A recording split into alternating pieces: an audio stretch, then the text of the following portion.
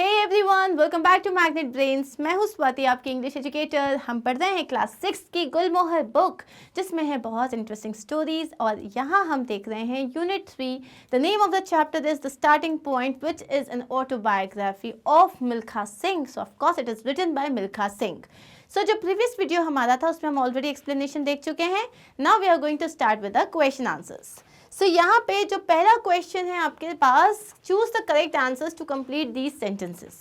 सो इन सेंटेंस को कंप्लीट करने के लिए you have to choose the correct answer. आपके पास 3 ऑप्शंस दिए हुए हैं। On finishing 6th, Milkha Singh was overwhelmed with joy. जब फर्स्ट रेस हुआ था 6 माइल्स वाला, उसमें जब वो 6th पोजीशन में आए थे, वो बहुत ज़्यादा खुश थे by the promise of a sporting career, क्योंकि उन्हें लगा बस अब मेरा करियर बन जाएगा। All the cheering from friends and strangers arrive, क्योंकि सारे फ्रेंड्स और स्ट्रेंजर्स उनके लिए उन्हें चीयर कर रहे थे। या the happiness that he was bringing his family, या वो अपनी फैमिली के लिए खुश थे। नहीं, द आंसर इज कि जो उनके फ्रेंड्स थे, जो स्ट्रेंजर्स थे, सब उन्हें शाबाश कह रहे थे, सब उनके लिए अपलॉड कर रहे थे। उसको देख के वो बहुत ज़्यादा खुश हो गए थे। नेक्स्ट है, Milkha Singh was surprise that he was chosen to run the 400 metre event because. Milkha Singh को बड़ा सरप्राइज फील हुआ था कि इन्हें 400 मीटर की रेस के लिए क्यों बोला गया है। Because he had never before run a 400 metre race. That's the answer. Okay, क्योंकि उसने उनकी ट्रेनिंग कंप्लीट नहीं हुई थी या क्रॉस कंट्री रेस था, ऐसा कुछ नहीं था। Because it was like he had never before run a 400 metre race. Next है, the eureka moment helped him. जो उनका यूरेका मोमेंट था, जब उन्हें समझ में आ गया था yes I want to be an athlete, him decide that he wanted to run for India and make his country proud. यही आंसर है।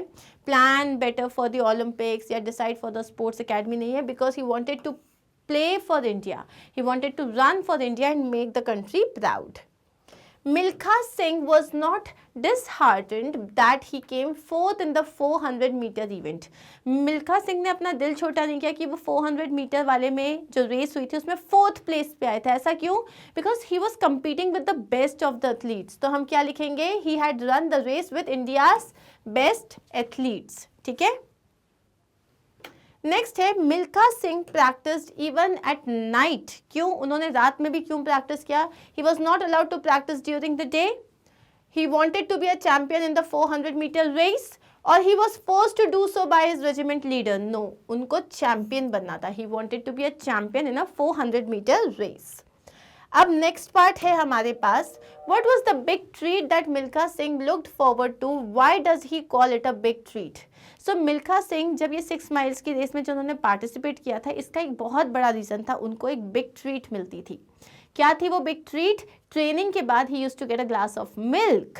और ये उसको बिग ट्रीट क्यों कहते थे? Because when he was young he loved milk, लेकिन he was deprived of it. उन्हें कभी दूध पीने को नहीं मिलता था क्योंकि it was expensive and he could not afford it. So the big treat that Milkha Singh looked forward to was getting a glass of milk every day during training. Training के टाइम पे रोज जो उन्हें ग्लास ऑफ मिल्क मिलता था, he used to look forward to it. He called it a big treat because he belonged to a poor family and did not get the opportunity in his childhood to drink milk. So उन्होंने इसको big treat क्यों बोला? Because वो एक बहुत ही poor family से belong करते थे और उनको ये कभी opportunity नहीं मिली अपने childhood में कि वो दूध पी पाएं। Luck was with me that day. Do you think it was merely luck that helped Milkha Singh that day? Why or why not? Luck was with me that day. तो आपको क्या लगता है जब उन्होंने कहा कि अरे मैं तो बहुत लकी रहा, मेरी जो है 6th प्लेस आ गई थी? No, it was not only luck. It was his hard work as well. No, it was not merely luck. He gave his best shot and tried hard to run very fast. उन्होंने अपना best प्रदर्शन दिया और उन्होंने बहुत कोशिश की बहुत ज़्यादा फास्ट भागने की। And then rested in such a way that he was in the lead. और जब वो रेस्ट भी करते थे तो तब करते थे जब वो सबसे आगे रहते थे। It was his efforts that helped him that day. इनकी एफर्ट्स थे, इनके सारे एफर्ट्स थे जिसकी वजह से उस दिन वो ये काम कर पाए। नेक्स्ट क्वेश्चन है, who was Gurudev? Why was Milkha Singh so grateful to him? Gurudev कौन थे और मिल्खा सिंह जो थे वो उनके लिए इतने ज़्यादा ग्रेटफुल, आभार क्यों उन्होंने अपना शो किया है? Gurudev was a Havaldar and also the instructor of Milkha Singh. गुरुदेव कौन थे? वो एक हवलदार थे प्लस वो एक इंस्ट्रक्टर थे मिल्खा सिंह के लिए. Milkha was grateful to him because he believes that it was Gurudev's training method that helped him become a world-class athlete. So Milkha Singh इतना ज़्यादा grateful उनके लिए इसीलिए हैं क्योंकि उन्हें लगता है कि ये गुरुदेव की ट्रेनिंग थी जिसकी वजह से वो एक वर्ल्ड क्लास एथलीट बन गए थे. नेक्स्ट क्वेश्चन है, so running a quarter mile was far too easy. Why did the speaker find it so easy to run a quarter mile? Why then did he continue to train hard? What did this practice help him to achieve? अब पहला question है कि जो मिल्खा सिंह थे उनको ऐसा लगता था यार 400 मीटर ये तो बहुत ही ईजी है, तो ये 400 मीटर रन करना उनके लिए बहुत ज़्यादा इजी क्यों था, ये पहला क्वेश्चन है. और बाद में भी लेकिन जब इतना इजी था तो उन्होंने इतना हार्ड ट्रेनिंग करी क्यों, और इससे क्या हुआ, क्या मिला इस प्रैक्टिस से. So the speaker was used to running 6 miles every day, which is why running a quarter mile was easy for him. जो मिल्खा सिंह थे, जो हमारे स्पीकर हैं, जो ये सेंटेंस कह रहे हैं, उन्हें आदत थी 6 माइल्स रन करने की, तो ये क्वार्टर माइल रन करना was very easy for him. He continued to train hard because he wanted to be better and improve his time. तो उनको वो और क्यों रन कर रहे थे, प्रैक्टिस क्यों कर रहे थे, क्योंकि उनको अपना टाइमिंग इम्प्रूव करना था. जो वो 60 सेकेंड्स में कर पा रहे थे वो बाद में वो 43 सेकेंड्स 46 सेकेंड्स में कर पा रहे थे, तो उनको अपना टाइम इम्प्रूव करना था. This practice helped him improve his running time until he was running 400 metres in less than a minute. तो इस ट्रेनिंग से क्या हुआ, उनका जो ये रनिंग टाइम था, स्टेमिना उनका बढ़ा, रनिंग टाइम बेटर हो गया. और कब तक उन्होंने किया, जब तक वो 1 मिनट से कम में 400 मीटर रन कर लेते थे. Next question है, they had an air of power and prestige about them. Who was the speaker talking about? Why did these people have an air of power and prestige about them? So यहाँ पे किसकी बात हो रही थी, यहाँ पे बात हो रही थी उन एथलीट्स की जिन्होंने इंडिया के लिए खेला था, इंडिया को इंटरनेशनल इवेंट्स में रिप्रेजेंट किया था. एंड यहाँ पे उनके पास से एक एयर ऑफ पावर और प्रेस्टीज इसीलिए आ रहा था बिकॉज वो काफ़ी ज़्यादा रिस्पेक्टेड थे, काफ़ी ज़्यादा रिनाउंड थे, प्लस वो इंडिया के लिए खेलते थे. Now that is a matter of respect. The speaker was talking about the athletes whom he saw during the brigade meet. सबसे पहले हम बताएंगे कौन से एथलीट्स की बात कर रहे हैं, उनकी जिनको इन्होंने ब्रिगेड मीट में देखा था. These athletes represented India in international sporting events. अब ये जो एथलीट्स थे इन्होंने इंडिया को जो इंटरनेशनल स्पोर्टिंग इवेंट्स थे उसमें रिप्रेजेंट किया था. They had an air of power and prestige about them because they were the best athletes in the country. क्योंकि वो पूरी कंट्री में बेस्ट एथलीट्स थे एंड वो the blazers and vest with the name of our country. और वो जो blazers पहनते थे, वेस्ट पहनते थे, उसमें हमारी कंट्री का नाम होता था. नेक्स्ट क्वेश्चन है, what rule of thumb did Milkha Singh follow in practicing for the 400 meter race? Why did he call it a rule of thumb? अब यहाँ क्वेश्चन है व्हाट रूल ऑफ थंब. तो उनका रूल ऑफ थंब क्या था, उनका rule of thumb ये था कि जो फर्स्ट राउंड है उसको अपनी फुल स्पीड में दौड़ो, फिर रेस्ट लो, क्योंकि मतलब थोड़ा सा रेस्ट लो और फिर सेकेंड राउंड दौड़ो. अब ये रूल ऑफ थंब इसलिए था क्योंकि ये ऐसा कोई एक मतलब ये उनके लिए उनके एक्सपीरियंस से उन्होंने एक प्रैक्टिकल रूल निकाला था. अदरवाइज ये कोई मतलब बुक्स में रूल नहीं लिखा हुआ था ऐसा. So Milkha Singh's rule of thumb was to run one round at the highest speed possible, then rest and then run another. He called it a rule of thumb because it was a general idea that he was using to practice instead of any specific techniques. उन्हें specific techniques आती नहीं थी, तो उन्होंने अपने experience के हिसाब से एक जनरल आइडिया निकाला कि किस तरीके से वो अपने टाइमिंग को बेटर कर सकते हैं. Okay. How did Milkha Singh's meeting with Brigadier S.P. Vora changed his life? What, in your opinion, could have made Brigadier S.P. Vora take those decisions to help Milkha Singh? अब यहाँ question है, जब वो मिल्खा सिंह जो थे SP Vora से मिले, brigadier SP Vora से, तो उनकी पूरी लाइफ चेंज हो गई क्योंकि उनको अब बेटर फैसिलिटीज़ मिलने लग गई, न्यूट्रिशनल डाइट मिलने लग गया, उनकी ग्रूमिंग होने लग गई. उनके लिए एक पूरे नए दुनिया का एक तरीके से अपॉर्चुनिटी जो होता है वो सब खुल गया था.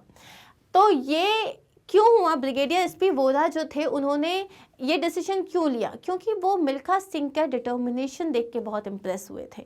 उनको लगा जो इंसान दिन भर इतना काम करने के बाद वापस इतना ग्राउंड में प्रैक्टिस कर रहा है, उसके अंदर डिटर्मिनेशन की कोई कमी नहीं है, and that is why he took this decision. तो यही हम लिखेंगे, brigadier SP Vora decisions SP Vora's decisions gave Milkha Singh more time to practice, better facilities, nutritious diet and special attention for his grooming, और उनकी grooming पे special attention दिया गया।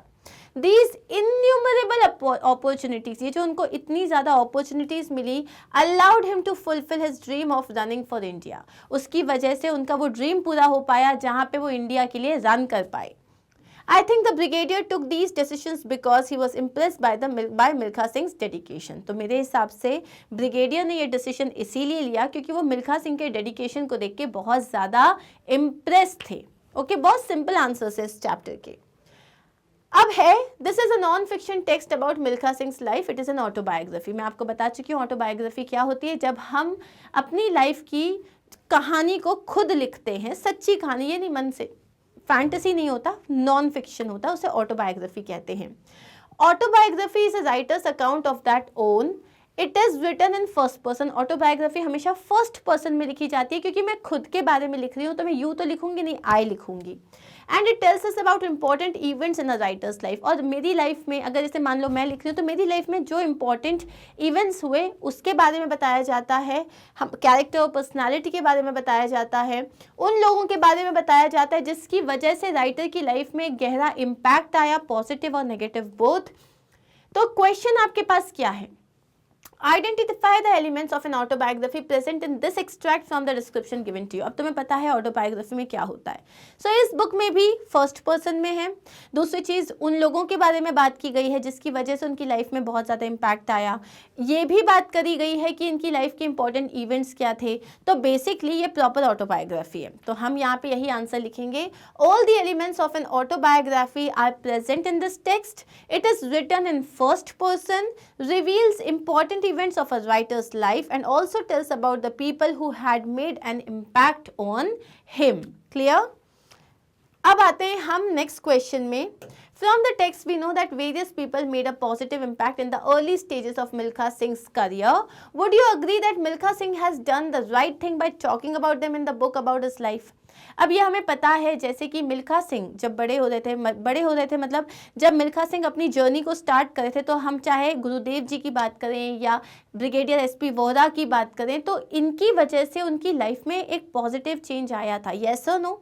ये लोग बहुत ज़्यादा रिस्पॉन्सिबल थे उनको द मिल्खा सिंह बनाने में। तो क्या उनको इनके बारे में अपनी बुक में लिखना चाहिए था? ऑफकोर्स लिखना चाहिए था, बिकॉज आपके लिए किसी ने भी कभी कुछ किया है, उसको ग्रैटिट्यूड शो करना बहुत इंपॉर्टेंट होता है।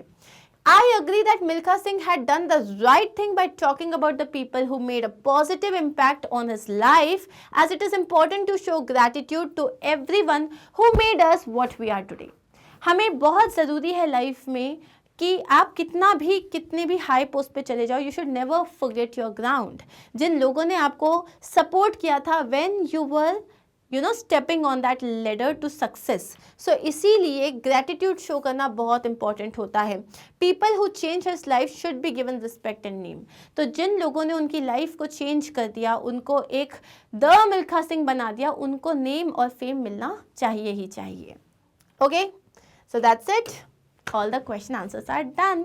लेकिन अभी बचा है बेटा, क्या बचा है? अभी बचा है grammar part, vocabulary part, writing part, और वो हम देखेंगे हमारे नेक्स्ट वीडियो में।